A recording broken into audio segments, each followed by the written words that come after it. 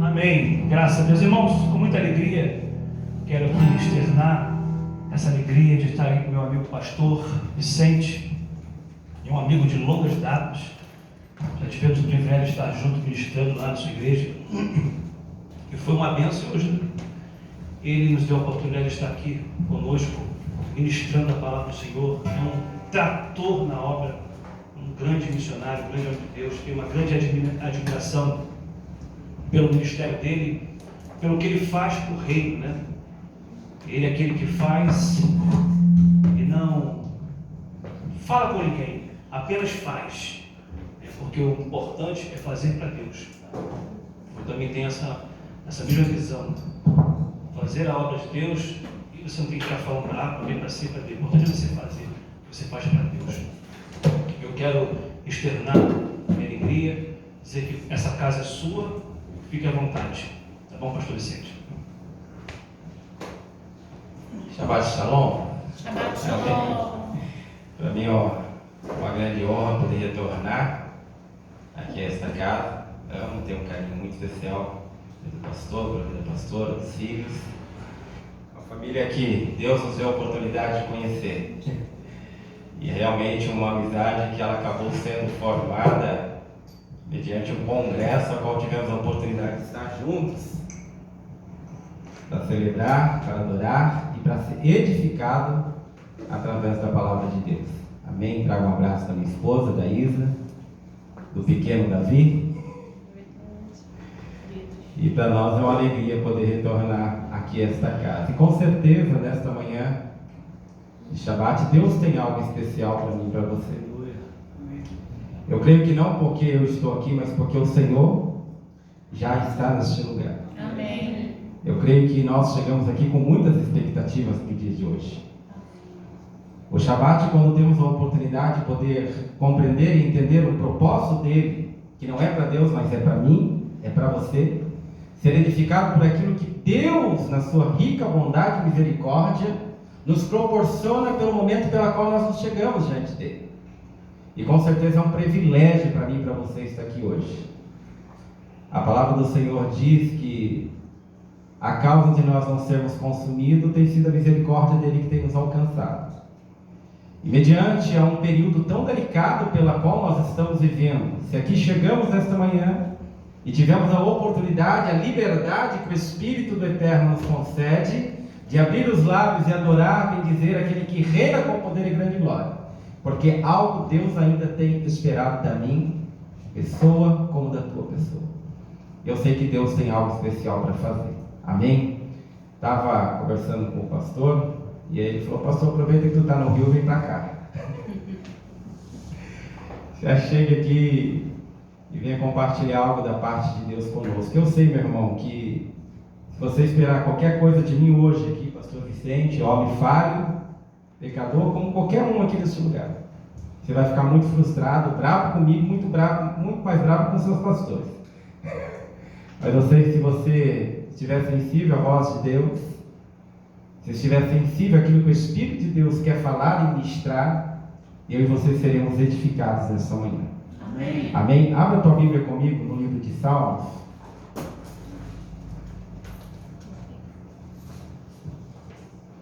Salmos 34.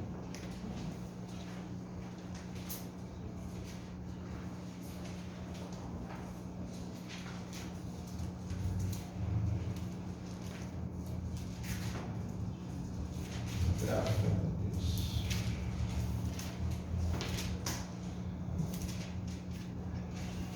Amém? 34, verso 18 em diante, ele diz assim, Salmos 34, verso 18, diz assim: que perto está o Senhor dos que têm o coração quebrantado e salva-os de espírito oprimido. Muitas são as aflições do justo, mas o Senhor de todas os livra. Amém? Vai para Gênesis, capítulo 28 do livro de Gênesis.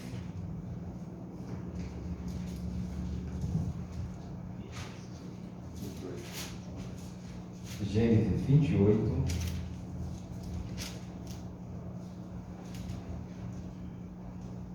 Para a gente ganhar tempo, vamos ler o texto rapidamente, para que nós possamos estar meditando na palavra do Senhor. Diz assim a palavra do Senhor, Gênesis 28, de 1 em diante.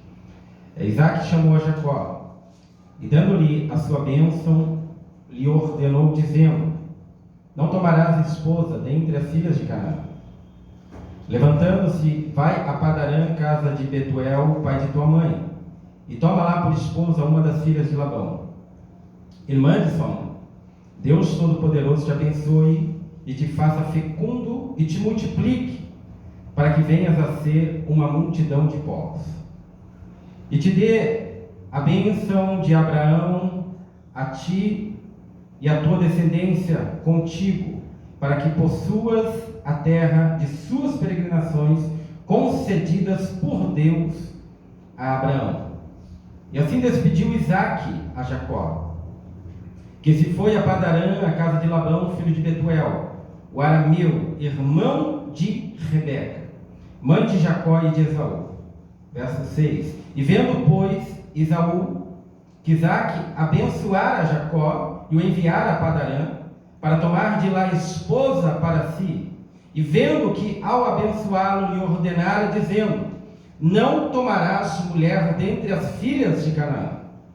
E vendo ainda que Jacó, obedecendo a seu pai e a sua mãe, fora a Padarã, sabedor também de que Isaque, seu pai, não via com bons olhos a filha de Canaã, foi Esaú à casa de Ismael, e além das mulheres que já possuía, tomou por mulher Malate, filha de Ismael, filha de Abraão, irmã de Nebaiote.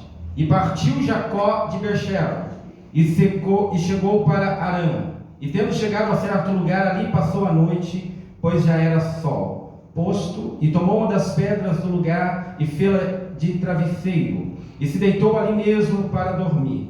E sonhou, e eis que, posto na terra uma escada cujo topo atingia o céu, e os anjos de Deus subiam e desciam por ela.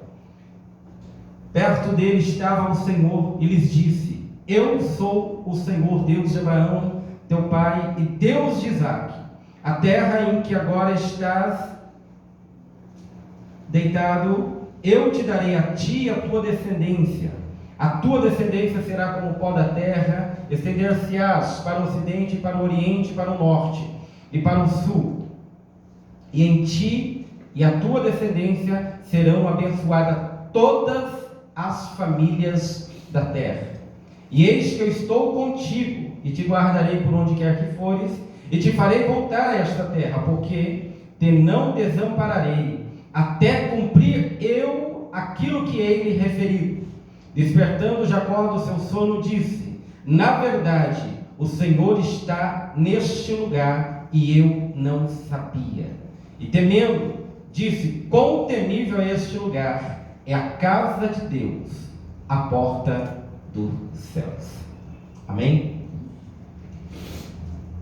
Nós estamos vivendo um período, meu irmão, tão complicado, tão difícil, desta pandemia, aonde nós temos sido tratados, lapidados por Deus, para saber onde estão os valores reais pela qual a gente tem buscado diante do Senhor. É interessante porque muitas vezes o conceito que nós temos em nosso coração, o conceito pela qual muitas vezes somos discipulados ou vivemos por aquilo que o mundo quer e que o mundo almeja, é que nós, por estarmos em Cristo, que nós, por estarmos diante do Senhor, nós não teríamos problemas, não passaríamos por dificuldade, não teríamos lutas, aflição, muito pelo contrário, né? A Bíblia nos mostra e nos relata que iremos passar por tudo isso, mas nós estamos debaixo de algo poderoso, que é uma palavra de Deus para nós, como um povo escolhido, como um povo separado pelo Eterno, para viver não propósito por aquilo que floresce da terra, mas para viver e andar diante de um propósito que foi liberado dos céus, pelo poder da sua palavra, quando tudo foi criado. E nós somos criados diante do Pai, para viver um plano, um propósito, não segundo o meu ou segundo o teu coração. Porque a palavra de Deus ela é bem clara, ela diz que o coração meu, o teu coração, o coração do homem, ele é tão enganoso, ele é tão corrupto, que ele desconhece todo o plano e todo o propósito de Deus. E nós sabemos que mediante todas as lutas, todas as dificuldades que nós estamos vivendo, mediante a esta pandemia, muitas áreas da nossa vida foi atacada. Muitas áreas do nosso dia a dia, ela foi atacada, ela foi afrontada de tal forma que o nosso coração até mesmo muitas vezes chegou a se enganar. Será que Deus está nesse negócio? Mas como se Deus está com o controle dele sobre a minha vida, sobre a minha casa, sobre a minha família, porque tal mal, tal problema, tal dificuldade tem nos alcançado. Eu sei que a palavra de Deus diz que Ele tem controle sobre tudo, sobre o céu, sobre a terra. Ele tem controle sobre tudo o que está ao nosso cuidado. Ele, o Senhor, tem. Mas nós não estamos isentos de passar pela luta, nós não estamos isentos de passar por momentos difíceis, por dificuldade.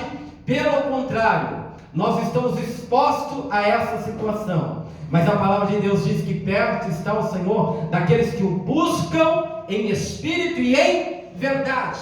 E quando eu compreendo que o meu socorro, a minha atenção, o meu foco tem que estar não mediante a circunstância, mas tem que estar diante daquele que pelo poder da tua palavra trouxe existência aquilo que não existe. Eu estarei sensível a viver não a minha vontade, mas a vontade daquele que me escolheu para passar pela luta, mas a vontade daquele que me escolheu, que me separou para ser aflito. Mas uma coisa a palavra dele declara, que muitas são as aflições do justo, mas de todas ele o Senhor os... Aleluia.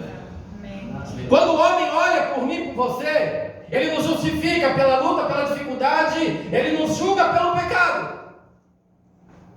Ele nos julga pela condição pela qual a gente vive diante da sociedade. Mas quando nós entendemos que a nossa justificação esperada, ela não vem do irmão, da irmã que está ao nosso lado, ela não vem do patrão, ela não vem das autoridades, mas ela vem do Senhor, eu vou entender que debaixo da soberania de Deus, Ele está cuidando de mim o tempo todo. Só que nós não somos aptos, nós não somos preparados para perder. Nós até reconhecemos o cuidado da vontade de Deus, mas muitas das vezes nós brigamos mais por aquilo que pode suprir a nossa necessidade do que ver a promessa de Deus nos alcançando. É interessante nós olharmos para esse texto e compreender a história tanto do Jacó quanto do Esaú. A palavra de Deus nos mostra que por direito a primogenitura ela seria do Esaú, por direito, por seu primogênito.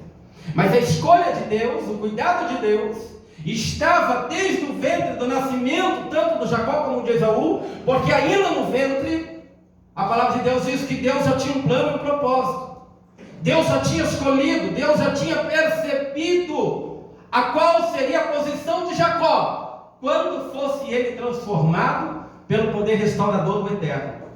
Nós não somos chamados para viver a plenitude da glória e do cuidado de Deus sem a restauração, mas pelo contrário, passando pela restauração, vamos viver o cuidado de Deus para que a maior promessa pela qual Ele proferiu na sua palavra, que é a salvação dos seus, possa se manifestar. E enquanto isso não acontece, eu e vocês estamos sujeitos à luta. Eu e vocês estamos sujeitos a momentos em que o nosso coração abalado, em que o nosso sentimento atacado pela perda, faça florescer em nós algo que nasceu no Jardim do Éden, quando pela desobediência do Adão ao cuidado de Deus, quis provar daquilo que não era da parte do Senhor. E nós podemos perceber que agora aqui, Jacó, ele, mediante toda a situação da história pela qual a gente conhece, ele acaba sendo manipulado pela mãe, acaba sendo orientado pela mãe, para que pudesse suprir um desejo do seu pai, que era comer o guisado, porque estava prestes a ser recolhido pelo Senhor. E a palavra de Deus diz que Rebeca, ouvindo, ela vai e fala: olha aqui, você vai preparar o guisado e você vai trazer para o teu pai, para que você possa receber a bênção, para que você possa receber o cuidado de Deus. E a palavra de Deus diz que toda manipulação vem Jacó, serve o pai o abençoa, e quando Esaú chega e ele observa a liberação da promessa, a imposição das mãos do pai, declarando a bênção sobre o Jacó, a palavra de Deus já nos mostra que ali Esaú, ele já ficou perturbado, seu sentimento já mexeu, já foi a flor da pele, pela qual o único desejo do coração dele, já que eu perdi o cuidado, a bênção, eu vou ter uma ação de rebeldia, eu vou ter uma ação de perda, eu não vou ter uma ação de posição para que eu possa viver o cuidado, mas eu vou, ao contrário, aquilo pela qual eu sei que meu pai gosta. Meu pai orientou Jacó não ir para Canaã e não tomar filhas. Por quê? Porque ali estavam os cananeus, estavam os amorreus, era um povo contrário ao plano e propósito de Deus. Agora Esaú, ele olha: já que meu pai não quer, eu vou fazer o contrário, eu vou para lá. E a palavra de Deus diz que ele agiu contrário à vontade do pai, e ele tomou mulheres pela qual ele sabia que não era o conceito, a vontade do pai dele para ele. E é interessante porque no momento da perda, no momento da luta, das dificuldades, a gente fica meio perdido, sem saber o que fazer. A promessa de Deus para Esaú não é que Esaú não ia vencer, não é que Esaú não ia avançar. Deus iria continuar o cuidado, mas Deus tem pessoas escolhidas para que possa viver um propósito diferente. Eu não vou viver o mesmo propósito do pastor, eu não vou viver o mesmo propósito da pastora na terra, mas o plano e o propósito espiritual é único para todos. Mas a caminhada, a dor, a luta, o choro é diferente. Um sofre mais, outro sofre menos, mas não quer dizer que o cuidado e a promessa de Deus não os alcançou. Pelo contrário, as nossas escolhas pelo dia mau vai nos direcionar por aquilo que Deus realmente tem para mim e para você. E é difícil tratar com perda. É muito difícil, porque quando a gente perde, seja física, seja a morte de alguém, seja material, até mesmo espiritual, a gente não sabe lidar com esse momento de perda. E aonde que quando a gente não se posiciona, a gente não consegue se posicionar em Deus, a gente se perde. É interessante porque a orientação do Jacó para que ele pudesse viver os propósitos de Deus, não quer dizer que Jacó estava pronto para viver toda a bênção. Não quer dizer que Jacó já estava preparado para viver todo o cuidado que Deus tinha prometido para ele. Porque até então Jacó ainda não tinha tido uma experiência real e verdadeira com Deus. E quando temos uma experiência real e verdadeira com o Senhor, algo em mim, algo em você é transformador. E o único que pode mudar, o único que pode nos transformar, o único que pode fazer com que eu e você entenda o maior plano, o maior propósito eterno para nós, é quando nós olhamos para Yeshua e entendemos e compreendemos tamanha obra, não porque eu e você temos algo a dar para Ele, mas porque o amor dele foi tão grande por mim e você, a ponto de dar a vida por nós, para que Ele, crucificado na cruz, manifestasse o propósito de Deus Pai do Eterno por mim e por você. E quando esse propósito de Deus nos alcança, Ele nos faz compreender e entender que quando a palavra de Deus diz que no mundo nós iríamos ter aflição, no mundo nós iríamos passar por dificuldade, não quer dizer que no momento da luta, no momento da prova, Deus iria nos desamparar. Pelo contrário, a todo tempo Deus estaria comigo e contigo. A todo tempo Ele diz aos discípulos, dizendo: olha, não se preocupa, eu vou, mas após mim vai vir um Consolador, o Espírito Santo. E olha, entenda uma coisa, vocês não vão voltar sozinhos nunca, porque estarei convosco até a consumação do século. Mas no momento da luta, no momento da prova, é difícil buscar Deus. No momento do choro, no momento da angústia, nós somos atacados por um espírito maligno, que o que entra dentro de nós não é a palavra de esperança que Yeshua estampou na cruz, mas o que entra dentro de nós é o momento da luta, da aflição, que começa a nos consumir. E quando começa a nos consumir, meu irmão, nós temos que tomar muito cuidado com as escolhas que nós fazemos no momento difícil. E os momentos difíceis pela qual Esaú passou, as escolhas dele foram sempre desobedecer. As escolhas de Esaú, mesmo não enxergando que o cuidado de Deus iria alcançá-lo, porque a promessa estava feita quando Abraão, em obediência à voz de Deus, Deus disse: olha, Abraão, em ti serão bendita toda a família na face da terra. Esaú estava debaixo da promessa, meu irmão. Mas as escolhas dele, desde o momento em que ele abriu mão da primogenitura, foi sempre abrir para satisfazer a tua vontade. E quando a gente abre mão do cuidado de Deus para viver o momento, para viver o cuidado, nós se perdemos, porque muitas das vezes a nós, aquilo que supre o meu e o teu coração, ela vai suprir apenas aquilo que é desejo do coração, da carne, e vai fazer com que eu e você esqueça daquilo que é espiritual.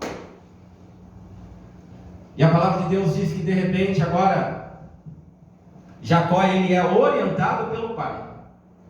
Cabia Jacó obedecer ou não? Cabia Jacó obedecer a orientação de ir para Padarã e ali arrumar esposa junto à casa do seu tio, ou não? Mas agora nós começamos a enxergar que por obediência à ordem do seu pai, de deixar a sua casa, deixar a sua terra e partir para um lugar desconhecido dele, mas mediante uma ordem, uma orientação do seu pai, ele acata aquela palavra. Em obediência àquela palavra, nós vamos começar a enxergar um tempo novo de Deus para a vida do Jacó. A palavra de Deus diz que agora Jacó ele parte sentido Padarã. Jacó ele partiu porque ele estava com medo de morrer. Jacó partiu porque ele percebeu: e agora o que eu fiz? Esaú vai vir contra a minha pessoa, porque eu tomei aquilo que por direito era dele. Mas agora, se eu ficar, Esaú pode me bater, pode até mesmo querer me matar. Mas se eu obedecer a ordem de Deus, a ordem do Pai, e partir mesmo não conhecendo o caminho, mesmo não conhecendo aonde eu vou parar, pela orientação de Deus, independente do lugar que você for, meu irmão, se você estiver debaixo da ordem, da direção de Deus, Deus sempre vai falar contigo. Deus sempre vai te dar direção e vai mostrar ao teu coração o propósito pela qual Ele tem contigo. A palavra de Deus diz que Jacó agora ele parte, e no meio da caminhada Jacó cansou. No meio da caminhada, antes de chegar a Padarã, antes de chegar no lugar pela qual a orientação e a ordem do seu pai direcionou ele cansou no meio do caminho, Creio eu que quando ele deitou ali para poder descansar, o medo tomou conta dele. O temor tomou conta dele. Imagino eu agora, Jacó abre mão daquilo que era a segurança da casa dos seus pais, abre mão daquilo pela qual ele vivia debaixo do cuidado, partindo para um lugar sem levar nada, sem ter nada, debaixo apenas de uma palavra. Mas quando eu leio a palavra de Deus, pastor, eu começo a entender que passará céus e terra, mas a tua palavra, a palavra do Eterno, essa não passará, ela vai se cumprir. Ela vai nos alcançar, independente de onde nós estivermos. Agora a palavra de Deus diz que quando a gente caminha na ordem, na direção dele, aonde a gente parar, o cuidado de Deus vai nos alcançar. A palavra de Deus diz que de repente, quando Jacó teve cansaço, ele parou numa cidade pela qual tinha nome de luz. Jacó, mesmo perdido, mesmo não conhecendo, Deus mostrou o lugar certo para ele parar. No meio do cansaço, no meio da luta, no meio da aflição, meu irmão, muitas das vezes nós paramos por aquilo que o nosso coração manda. Nós paramos, nós limitamos a dificuldade, a luta pela qual nós estamos enfrentando, mediante a nossa estrutura, seja física, seja emocional, seja espiritual. Nós nos limitamos a parar. Mas quando nós paramos, mediante um plano e um propósito de Deus, pode entender que aonde eu parar, Deus vai fazer daquele lugar um lugar para que Ele possa falar ao meu e ao teu coração. Eu passei um momento difícil, eu acabei pegando Covid no finalzinho de abril para maio. Para maio. Eu estive acompanhando o irmão 2 meses praticamente internado no hospital em Mogi. E no dia que eu tirei ele do hospital, o meu corpo já estava daquele jeito, só pela graça e pela misericórdia de Deus. E meu irmão com alta, teve alta, chegou em casa à noite, e aquela madrugada para mim trocar ele, porque chegou com fralda, chegou dependendo de tudo, acamado. E eu tive que passar o dia todo servindo, alimentando, dando banho, fazendo curativo. Chegou com uma ferida sacra de mais de 1 palmo. E eu olhei e falei, meu Deus do céu, não sei o que está acontecendo não, mas eu acho que o Covid acabou me pegando. Só que eu lembro que dias antes eu estava fazendo uns cultos online, porque as igrejas estavam todas fechadas já lá na região. Eu estava auxiliando uma igreja que Deus usou eu e minha esposa para abrir essa igreja 25 anos atrás. E nós estávamos auxiliando essa igreja nesse período de pandemia, fazendo culto para eles online, oração, intercessão para eles ali. E Deus já estava falando ao meu coração, olha, não se preocupa, porque eu vou cuidar. Deus falava ao meu coração, olha, apenas confia, porque por mais que a luta, por mais que a aflição, por mais que a angústia vai chegar, a única coisa que você precisa entender, eu sou o refúgio, eu sou a fortaleza. E Deus já estava vindo ministrar antes ao meu coração, disse. E aí quando foi dia 9, eu já estava ruim para levantar da cama, ruim.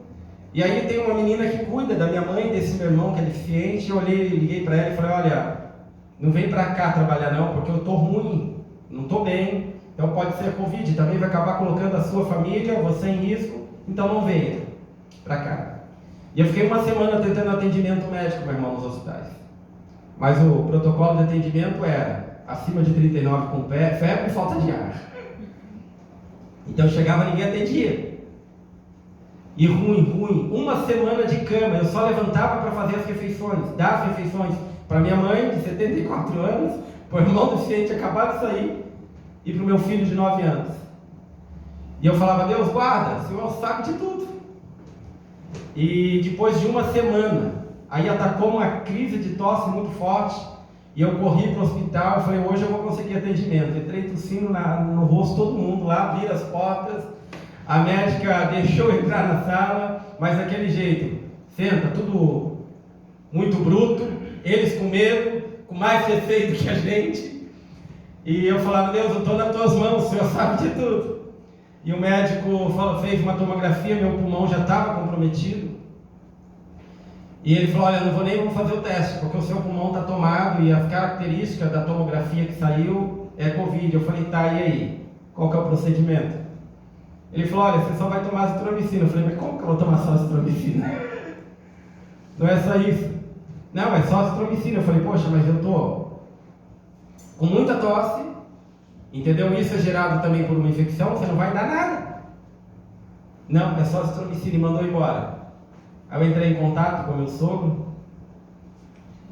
Ele entrou em contato com alguns amigos. Meu sogro é médico, ele estava afastado também por causa da idade, que já é de idade. Tem um monte de doença, só vive pelo cuidado e a graça de Deus. E ele entrou em contato com alguns médicos, a colega dele, e ele saiu da casa. Ele estava sem sair de casa, meu irmão. Ele saiu só para ir para a farmácia, manipular para nós os remédios para tomar. Ele já manipulou para mim e para minha esposa, porque naquele dia à noite, chegou o remédio à tarde. À noite a Isa também pegou o diagnóstico dela, que também ela estava com Covid. Mas assim, graças a Deus, nesse momento, Deus guardou meu irmão, guardou a minha mãe e guardou meu filho. E nós tínhamos contato diariamente com ele. E naqueles dias, nós trancados dentro de casa, parecia a cena que a gente olhava, né? As imagens dos Estados Unidos, o pessoal, os outros batiam na porta, deixavam a comida na porta e iam embora. Eu falava, Deus, que mistério é esse?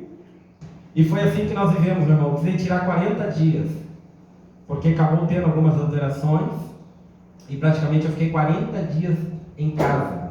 Eu saí com 15 dias depois, para poder tirar mais uma tomografia, para ver se tinha estabilizado. E nós orávamos e falava com o Senhor, e naquele momento que a gente passou dentro do quarto, a gente olhava e falava, Deus, que propósito é esse? Porque a gente questiona. Na hora da perda, na hora da luta, na hora da dificuldade, nós, como ser humano, nós não somos preparados para perder, só somos feitos para ganhar. E a realidade, a palavra de Deus é o contrário. Diz que para nós ganhar, nós temos que perder. Mas como que para ganhar eu tenho que perder? Eu perco, mas eu ganho quando a minha confiança está não mediante a situação que tem me cercado, mas eu ganho quando a minha confiança está no eterno, que é pelo poder da palavra dele que ele vai trazer existência aquilo que pelo homem não pode fazer. Aleluia. E eu falava a Deus, orava, falava com o Senhor. Tinha hora que era só eu e a Isa na cama ali. Falava, Deus, que mistério é esse, Deus? Quem nos conhece sabe que a gente é muito ativo, a gente não para em casa. É viajando, é visitando, é fazendo a obra. Eu falo, Deus, mas que mistério é esse, Deus? Mas foi um tempo de aprendizado muito grande. Muito grande. E aí, graças a Deus, nós voltamos à vida normal.